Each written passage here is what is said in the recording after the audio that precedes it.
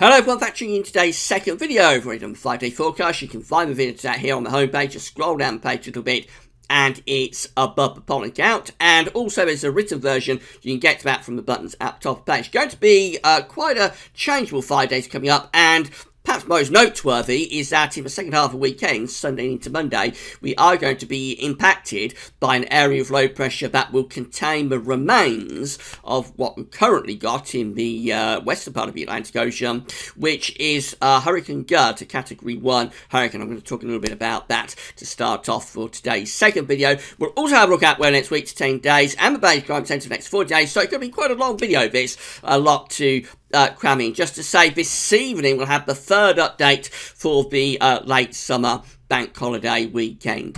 So we're going to start off looking at Hurricane Gert. This satellite picture here of the western part of the Atlantic Ocean down towards the tropical Atlantic is showing you Hurricane Gert, which I say is at the moment a Category 1, which is kind of like the weakest level of hurricane. Although it's the weakest level of hurricane, a Category 1, it will still give a major impact if you happen to find yourself in the path of this storm. So just so you know where we are with this, we've got the Caribbean, of course, down here. That's the Caribbean part of the tropical Atlantic Ocean. That is Florida, just there. This is kind of like the Gulf of America down here. And this is the eastern seaboard of the United States, just there, and Hurricane Gert is sitting there. So Hurricane Gert is not going to directly impact the east coast of America. The eastern seaboard is safe, although there will be some very big waves up the eastern seaboard right now and in the next day or so. Probably pretty good surfing conditions. But this hurricane is a long way out to sea in the Atlantic. It isn't going to give America a pasting, this particular storm. This is from the National Hurricane Center, which is part of NOAA. It specializes in hurricane and tropical storm activity, and it shows the track of what is now Hurricane Gert will become Storm Gert as it's downgraded. Eventually it'll just finish up as an area of low pressure. So right now Hurricane Gert is sitting just there. We know it's sitting off the eastern coast of America. It's going to push northwards through the next 24 hours. So by the time we go through to tomorrow afternoon, Hurricane Gert will be up towards Newfoundland, that sort of area over here. And it'll rapidly be weakening then, and very quickly soon after that, as it hits the cooler waters of the Northern Atlantic, very quickly start to get downgraded. By Saturday, that area of low pressure, it will be an area of low pressure then, is sitting to the south of Greenland. It's caught up in the jet stream though, and you see the British Isles and Ireland is sitting over there. And yes, by the time you get through to 2 o'clock in the morning on Monday, the remains of Hurricane Gert will be just off the western coast of Scotland and Northern Ireland. It's going to be quite a big area of low pressure. It's going to give us a fair amount of wind and rain in the second half of the weekend. Now, it's not going to be the kind of disruptive weather that you may remember we had in 1986, going back a long time now, so a lot of people are going to be watching this that don't remember. But if you're old enough, like me, to remember the late summer bank holiday of 1986, when we was impacted by Hurricane Charlie, that was a very intense storm, and it brought a lot of really, really wet weather. It's a complete washout that August bank holiday weekend. It's not going to be as widespread as that, but I think it will give some pretty wet and windy weather to Scotland and Northern Ireland Sunday into Monday, and eventually by Monday actually all parts of the country look as though they're going to be quite windy. I'll be talking you through that in a moment. Now, we've got to watch out for more tropical developments, actually. So, this, again, is coming from the National Hurricane Center. We've got this area just here, which, of course, is Hurricane Gert. But these yellow crosses down here through the tropical part of the Atlantic coast, you've got 3 of them. They aren't yet hurricanes, they're not even tropical storms, but they're areas of low pressure or areas of thunderstorms through the tropical part of the Atlantic Ocean that need watching very, very closely, because they may develop into something much more intense in terms of either a storm or maybe even a hurricane. And as I said, we've got 3 of these developments through the tropical part of the Atlantic Ocean at the moment. As they head over towards the Caribbean, we might see at least one of these developing into either a tropical storm or into a hurricane. So it could be that we're in for a more active period of the weather in terms of the Atlantic Ocean in the next week or 2. It was expected to be quite a big hurricane season, this one. If you've been watching the Gasweather's Sunday roundups that we do most Sundays, where we get various things together, one of the things we have been looking at is sea surface temperature anomalies. And we've been saying that the sea surface temperature anomalies in the tropical part of the Atlantic Ocean, which you see just here, with this chart, again, this is coming from NOAA, so you can see that the sea surface temperature anomalies in the tropical Atlantic, they are warmer than average. You have got quite a warmish Atlantic Ocean in the tropical part of the Atlantic right now. And one of the things that might have offset a fairly active hurricane season if we had El Nino, because we get an El Nino event, it tends to sort of offset an active hurricane season. But El Nino, of course, failed. We're not going to have an El Nino. We're just at ENSO neutral, so it doesn't look like it's all that much to stop tropical storms and hurricanes developing this season. So we may be in for quite a biggish hurricane season. Have to keep an eye on it, of course. This is the latest Central England temperature from Hadley, just updated up to yesterday, so halfway through August. And look at this, we are currently provisionally cooler than average. So for August 2017 so far, we're standing at 15.5 degrees, which is an anomaly of over half a degree below average. That is provisional up to the 15th. And if I pull this back, move up and pull it back a little bit, you can see that so far this year we haven't had a cooler than average month. Will August be our first cooler than average month? We have got some warmer weather coming up in the next few days. Some of that will be because of the former Hurricane Gert is going to pull up some humid air over the weekend. But we may well come out with our first cooler than average month of the year here, because I do think as we head towards the bank holiday weekend, we might start finding things turning a little bit cooler again. This is the GFS upper air temperature ensemble, showing upper air temperatures and precipitation for Glasgow. We'll choose Glasgow across Scotland today, so that you can see how Hurricane Gert might be impacting things. So let's deal with temperatures first of all. The red line here is a 30-year upper air temperature average. At the moment, Glasgow is a little bit above average, but you see that actually the trend of the ensemble is to be generally at or even below average, pretty much from sort of the end of the week and into next week and beyond that, actually running up to the start of September. We can just go to 1st of September just there.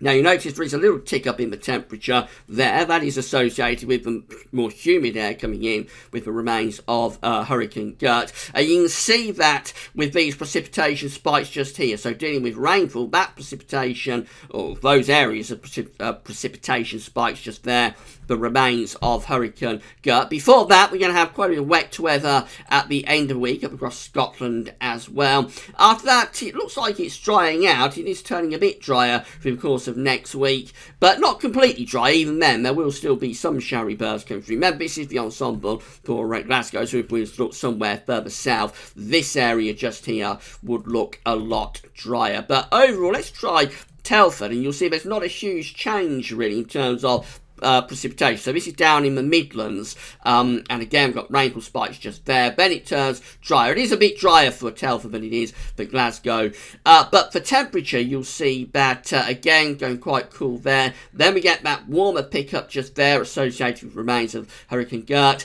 and then after that it looks generally quite cool. So if you just take that ensemble as a whole, you would probably think that's going to be quite a coolish sort of end to August, and it may be that that's going to be enough to allow us to come away with our first cooler than average month of the year. Would be notable if that happened, because we haven't had a cooler than average month since November last year.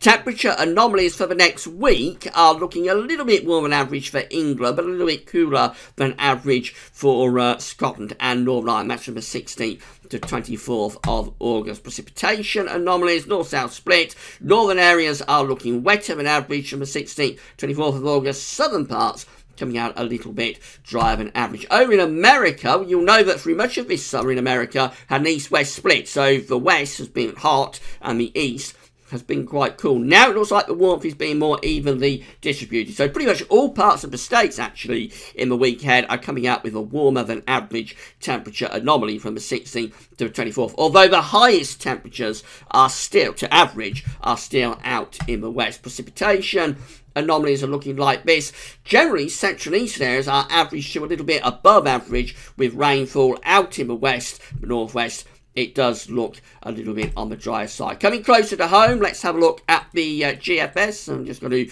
move this backwards. So there we go for Sunday. We've got a ridge of high pressure down across the south, but that's the remains of Hurricane Gert just there. We go through into Monday, and that's swinging into the northwest of Scotland. There's quite a vigorous area of low pressure. Its central pressure is around 990 millibars, which is pretty deep for August. So that's bringing wet and windy weather to the north and west. The south still looks relatively dry and warm. By the time you go through to Tuesday, we're all into that cool run of northwesterly winds as the remains of Hurricane Gert are clearing off up towards Norway. It gives us a swipe of quite windy weather and quite cool northwesterly winds coming in with that as well. Then we get a bit of a push of high pressure from the Atlantic middle of next week, so that dries things out.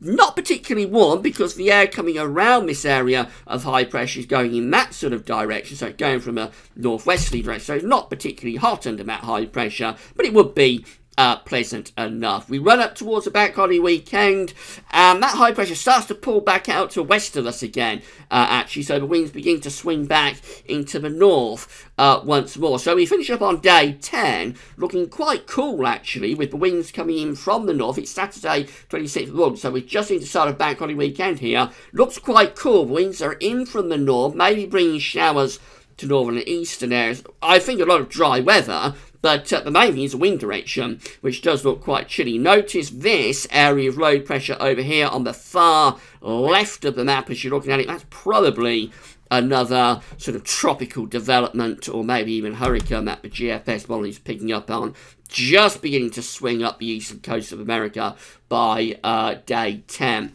That will be one of those developments that we saw on the earlier chart, currently in the tropical Atlantic.